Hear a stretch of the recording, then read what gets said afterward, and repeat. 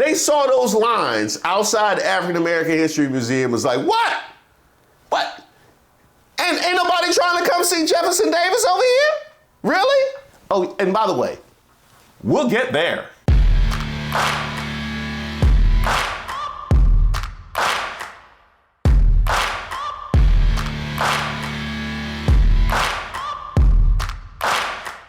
Welcome to Racist of the Week. This is where we explore the stupidity and hypocrisy of discrimination in hopes we can build a more perfect union. And also laugh. As usual, I would like to thank today's sponsor, Racism. And of course, if you have any nominees, you can throw them in the comments. You can email me at admin@reesewaters.com. Today's celebrant, nah, y'all don't have to come on. Y'all already here from last time. Just step forward. The Trump administration.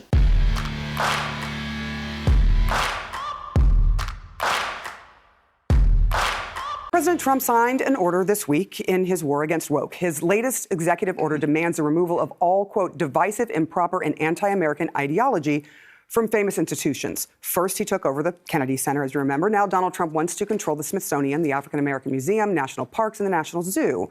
The executive order says it is for restoring truth and sanity to American history. But does this really just translate into whitewashing American history? We are going to discuss. First to you, Torrey. Yeah, I mean, he talks about American greatness, and clearly he means white greatness. And we are erasing Black history. I mean, I didn't realize that the Smithsonian, the Black History Museum, was part, I mean, like, obviously, but I didn't read that yet, and it almost makes me want to cry, because that is such an incredibly important space. I took my children and my wife there, like, as soon as it opened, and, like, I studied AF/AM in college, and I learned a lot going through that museum, and it's deeply emotional and moving. And to say, we don't want to talk about the history of racism, that is part of American greatness. It's part of America's evil, but the way we have moved from enslavement to segregation to wherever we are now, or wherever we were a few years ago, is part of America's greatness, and it's part of America's real story. And to say we're going to erase this and just focus on what white people have done, that's not what America is. And I echo those sentiments, Torrey. It is definitely part of America's story. And you know what? America has certified it's part of America's story, because here's exactly what we're talking about. The museum is now one of the Smithsonian's most popular attractions, according to data from the institution, with more than 12 million visitors since it opened in September of 2016. As one of the smaller museums on the mall, it's the only attraction to require time entry tickets due to high demand. And yet, despite that high demand, despite that popularity, despite its prominence and significance to so many, here's how Newsweek framed this. Trump order targets museum opened by Barack Obama. Because, you know, they can't do nothing without the media's help, right? The museum opened by Barack Obama? Well, I guess we're lucky that W didn't open the museum, now would it? You would just call it W's Warehouse of Black Artifacts or Bush's Building of Black Bull. And can we talk about how on the nose it is to have 400 plus years of history just sorted through and ultimately curated by noted historian J.D. Vance? That's a little too on the nose for the Black experience to have the Blacksonian curated by J.D. Vance. But I can tell you, it's going to be a whole lot more Haitian representation. I can tell you that right now. Let's look at what they had to say. Restoring truth and sanity to American history. Over the past decade, Americans have witnessed a concerted and widespread effort to rewrite our nation's history. Now, on that note, I would actually happen to agree, because thanks to how connected we all are, eyes are a lot more open than they were before. So some of the fairy tales that they told you ain't really flying. You know, they're not really hitting in the 2020s the way they hit in the 1980s when I was coming up and reading decades old textbooks that didn't make sense. Go on replacing objective facts with a distorted narrative driven by ideology rather than truth. Now, facts and truth are doing a whole lot of heavy lifting in that. You know what I always wanted is a credo advocating for restoring truth and basing things on objective facts from the most dishonest president and administration in American history. What I want is the guy whose fact check anytime he had a public press conference or debate was so long, I couldn't even include the whole thing in one of my videos. I want him talking about objective truths. That's definitely what I want. The revisionist movement seeks to undermine the remarkable achievements of the United States by casting its founding principles and historical milestones in a negative light. Under this historical revision, our nation's unparalleled legacy of advancing liberty, individual rights, and human happiness is reconstructed as inherently racist, sexist, oppressive, or otherwise irredeemably flawed. Now, that is my absolute favorite section. Let's break that down. The revisionist movement seeks to undermine the remarkable achievements of the United States. Now, given that everybody who's enshrined and celebrated in the African American History Museum would be Americans, why would compromising it and censoring it in any way stand in the way of celebrating America's remarkable achievements? Unless those aren't people who you consider Americans. It's hard to escape that. I mean, it's right there. You put it there. Under this historical revision, our nation's unparalleled legacy of advancing liberty, individual rights, and human happiness is reconstructed as inherently racist, sexist, oppressive, or otherwise irredeemably flawed. Now, I want to focus on the irredeemably flawed section because our nation's origin becomes irredeemably flawed as long as you continue to kick the can down the road on not only acknowledging the reality of our shared history, but those things that they have had to triumph over. See, their efforts were moving towards trying to redeem this nation, but that's not something that you will ever actually allow to happen. It will continue to be irredeemably flawed as long as you continue to move like this. And in that way, that's what makes this literally the perfect statement. The move was met with dismay from historians who saw it as an attempt to whitewash the past and suppress discussions of systemic racism and social justice. With Trump having also taken over the John F. Kennedy Center for the Performing Arts, there are fears that in authoritarian fashion, he's aiming to control the future by controlling the past. And I can only imagine where that might be going with the Kennedy Center. It is a five-alarm fire for public history, science, and education in America, says Samuel Redman, a history professor at the University of Massachusetts Amherst. While the Smithsonian has faced crisis moments in the past, it has not been directly attacked in quite this way by the executive branch in its long history.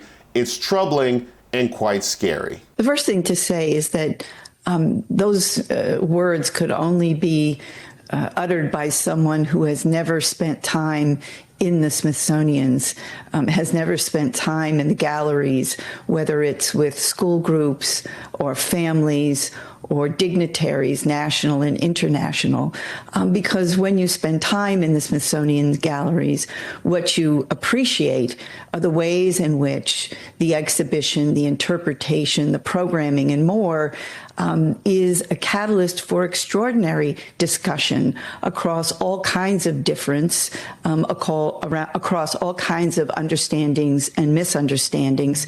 So I think it reflects perhaps the administration's failure to actually engage with the institutions that they have now targeted.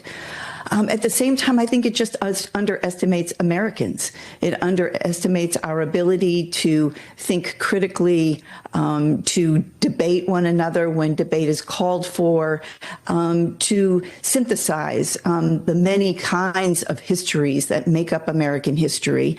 I think Americans are more than capable of confronting hard histories in many places, including in the halls of the Smithsonians, and come out still feeling themselves to be Americans. Chadwick, this is, of course, contextualized by the overall effort to eliminate diversity, equity, and inclusion programs, DEI programs or practices, not just within the government, but throughout American life. And there's a broad assumption that this is something that will primarily impact people of color, people who are disabled, people who are underrepresented in various institutions. But why should every American be alarmed about the idea of trying to create a museum system where Americans tell itself not a fuller story, but a much more narrow story about who we are as a country and where we've been?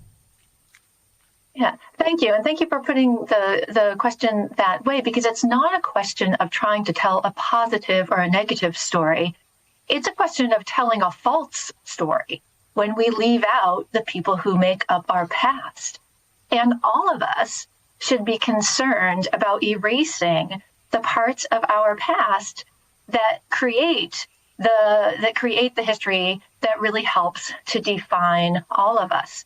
There is no moment in the past that is devoid of people of color or devoid of women. There's no moment where all Americans agreed with each other. There's no moment in the past where there was no conflict. And all of us have a real stake in telling and hearing and thinking about that full story. And I really want to underscore what Professor Jones said about not underestimating Americans' ability and appetite for this fuller story. Americans not only are up to it, I think they genuinely want to know history and not a fairy tale. And we should note that the National Museum of African American History and Culture is the second most visited museum within the Smithsonian institutions. It's one of the most visited museums in the United States and even in the entire world. And I would be remiss if I didn't include historian Tad Stormer of Johns Hopkins, who saw all of this coming a mile away. Hey folks, the current regime has escalated its war on honest history, specifically aiming to protect white comfort and elevate hollow patriotism and render actual historical scholarship either dangerous or illegal. So it's the logical extension of the 1776 Commission and the America 250 efforts, but now we've entered a new phase, one that is simultaneously dumber and more dangerous. It's kind of like a catchphrase for this administration: dumber and more dangerous. I like that. I like that. Hey, Tad, if you don't get on that merch, I will. They have more institutional access and less intellectual coherence. So just to kind of refresh our memory, across recent executive orders, the pattern is clear. Erase any history that doesn't center white cisgender men as the default heroes of America.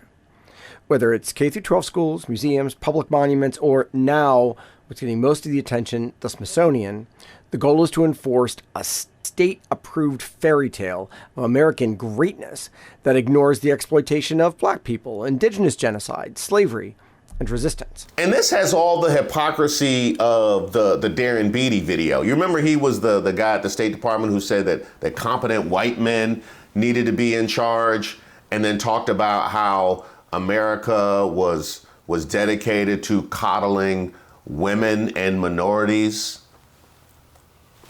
while needing to specify that white men needed to be in charge. You get what I'm saying? Like if it was an actual meritocracy, you wouldn't have to specify that. The competent white men would just rise up. Here it is. You're admitting to your own feelings of inadequacy by needing to center yourselves at all times. Your intolerance for us to even have a whole separate building. You don't even have to go there. The fact that you know that there is a building that exists that is so popular where we celebrate ourselves burns you to your very core. And that's probably why it is. It's probably, they saw those lines outside the African American History Museum, was like, what? And ain't nobody trying to come see Jefferson Davis over here? Really? Oh, and by the way, we'll get there. The order demands an audit of all changes made to physical interpretation since 2020. Signs, plaques, monument statues, and demands restoration of anything removed. And then it also mandates that nothing within National Park Service jurisdiction can quote, disparage Americans past or living. That's generally about white enslavers. And that everything must focus on the greatness of the achievements of the American people, which is also mostly about white enslavers, given their approach to history. If there's anything that these people love, it's white enslavers. Man, white supremacy is just baked into everything they do. Their identity is so fragile. But there's a practical problem to this one with the Department of the Interior and the National Park Service. Is there anyone left to do any of the work? This regime seems to want to fire everyone, but the directive stands, and it fits into all of their other directives. But this is also where we step in. The real battleground isn't a statue, it's not a plaque. It's the storytelling. It's the interpretation. It's the narrative that we share. We don't need to fight over their signs.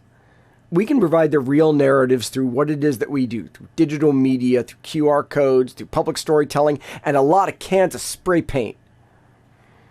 We support the staff still trying to hold the line, and we make sure that our digital presence renders their 1980s vision of public memory irrelevant. So in short, the Smithsonian is in a fragile but not yet catastrophic position.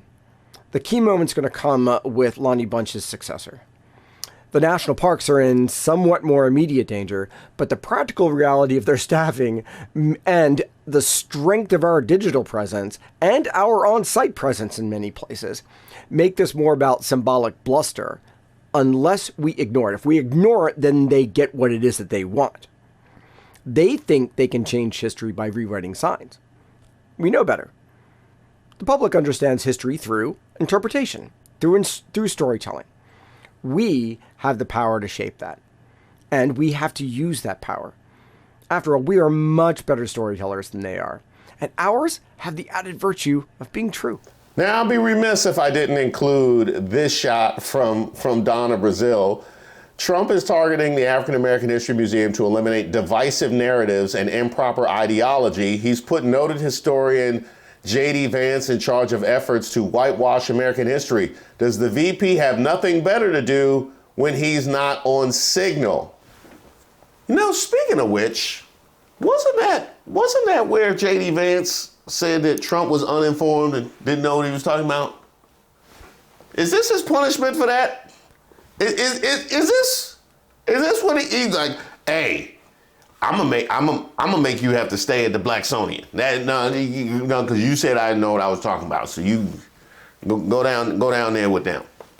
And you lucky this didn't happen in February. I'd have made you go to that Black Maga, Black History Month event. And if you're wondering the kind of mind who would make this kind of decision, while touring the National Museum of African American History and Culture, Trump paused in front of the exhibit that discussed the role of the Dutch in the slave trade. Without missing a beat, Trump exclaimed, "They love me in the Netherlands." Now, I haven't seen that confirmed, but you have to ask yourself, is that something that he would say? Is the president the kind of man who would see an exhibit about the slave trade in the Netherlands and somehow turn it into a metric to advance his own ego? I can't think of a more Trumpian response than that. I really can't. And if we're wondering the kind of mind and the kind of fragility that we're talking about, not just with Trump, but also with the administration, there's this. Also from that same visit. Trump reportedly didn't want to see anything difficult in visit to African American History Museum. President Trump is the kind of man who manages to make even a visit to a museum about African American history about him. When he went to the National Museum of African American History and Culture in 2017, Trump seemed particularly transfixed by an exhibit that explored the role the Dutch played in the slave trade. That made Lonnie Bunch III, who was the museum's founding director, optimistic the president was interested in what he was seeing. Trump quickly proved him wrong. The president paused in front of the exhibit that discussed the role of the Dutch in the slave trade. As he pondered the label, I felt that maybe he was paying attention to the work of the museum. He quickly proved me wrong as he turned from the display. He said to me, you know, they love me in the Netherlands. All I could say was, let's continue walking. I stand corrected.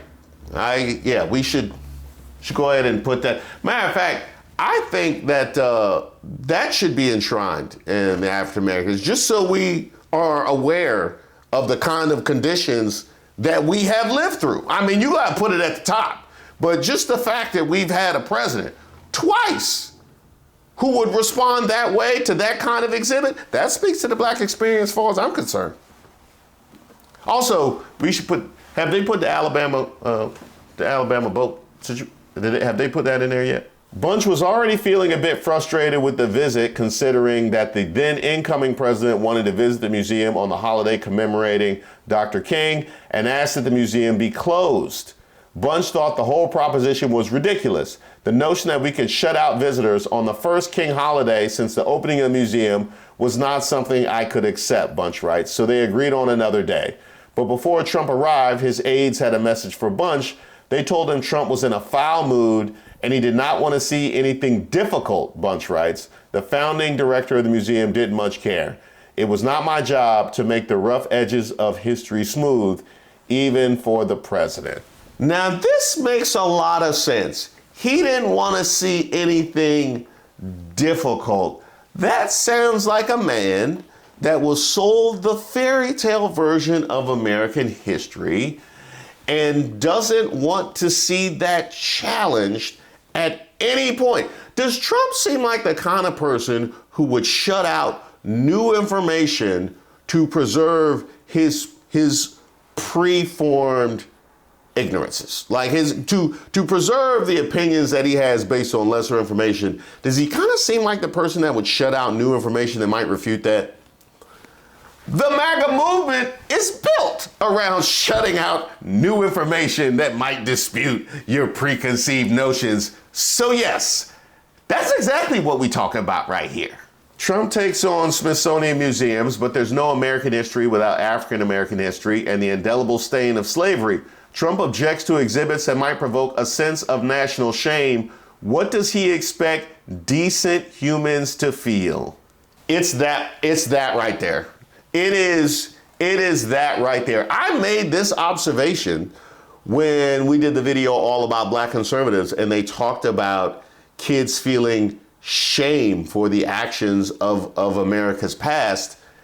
And that means they're decent. That just means that you've raised good kids. But by all means, let's go ahead and beat that out of them so they walk around with their chest puffed up about a tumultuous history they got no idea about, but feel perfectly confident speaking ignorantly about it based on zero facts. That's so MAGA. The driving force behind the effort to create a women's history museum, working very much with some of the women in this room. I'm not sure if it's been discussed specifically, but to create a women's museum on the National Mall.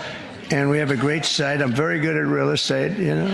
Now let's see, what would be putting your thumb on the African American History Museum if you couldn't also put your thumb on the Women's History Museum as well? You know what I mean? Like, if we are pressing, you know what I mean? Let's go ahead and do the thing. And of course, I'll use that opportunity to talk about how good I am at real estate. Yeah, y'all hit me up. President Trump is trying to rewrite history by attacking museums and calling on them to eliminate what he calls divisive and un-American content. This new executive order is called Restoring Truth and Sanity to American History. The administration plans to prohibit expenditure on exhibits or programs that degrade shared American values, divide Americans based on race, as well as celebrating the achievements of women in the American Women's History Museum and do not recognize men as women in any respect in that museum, which means that any mention of a transgender woman will be banned, as well as reinstating the pre-existing monuments, memorials, statues that were taken down. Now, wherever you put resisting the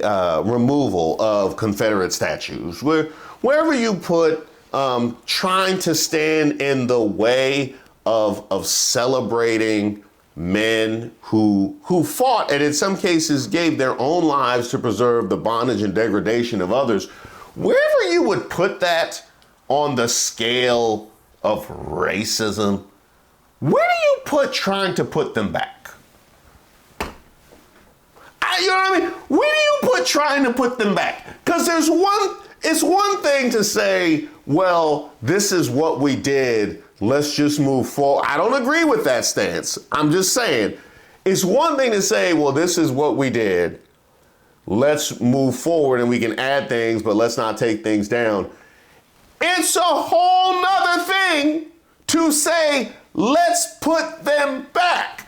The thing that looked bad in 2020, how do you think that's going to look in 2030? How do you think that's going to look in 2050? It just looked terrible in 2020. That's what we talk about here. That is what we are dealing with, is an entire administration without shame. And what they are trying to do by erasing and whitewashing these aspects of history is make sure that they create a new generation that also does not have shame. And without that shame comes the inability to truly empathize with other people's condition, because you have no idea about other people's condition. And see, they don't care about other people's condition, and they just assume that nobody else would either.